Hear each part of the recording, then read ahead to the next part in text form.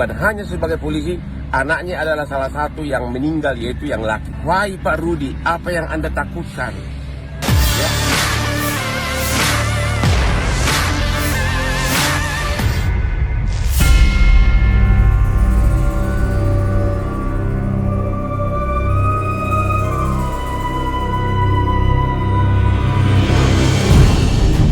Kuasa hukum keluarga Vina, Hotman Paris kini mengajak ayah Eki, Ibtu Rudiana untuk bertemu. Namun menurut Hotman, Ibtu Rudiana enggan menjalin komunikasi. Ia pun menganggap jika Ibtu Rudiana menghindari timnya. Padahal Hotman sudah menghubungi Ibtu Rudiana via chatwa dan mention sang polisi di sosial media. Ini membuat Hotman menganggap ayah almarhum Eki itu menghindari tim kuasa hukum Vina. Seolah Ibtu Rudiana takut sehingga tidak mau berkomunikasi. Padahal Hotman mengatakan jika ajakan komunikasi itu demi membahas 3 DPO pembunuh Vina dan Eki.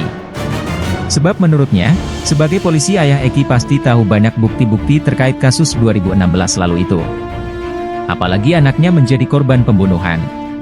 Sebelumnya, ayah Eki sempat muncul di depan publik pada Jumat, 17 Mei 2024. Dalam video yang beredar, ayah Eki ternyata benar seorang polisi. Kemunculan Ibtu Rudiana rupanya ingin membantah tudingan-tudingan negatif yang sempat ditujukan kepada dirinya.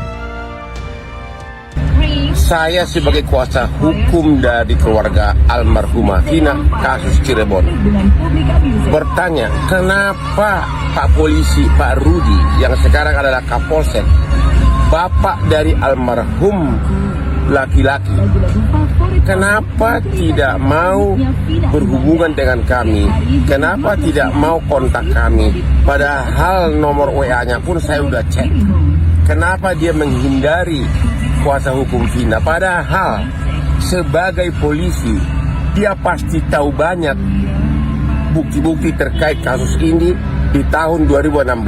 Apalagi bukan hanya sebagai polisi, anaknya adalah salah satu yang meninggal, yaitu yang laki. Wahai Pak Rudi, apa yang Anda takutkan?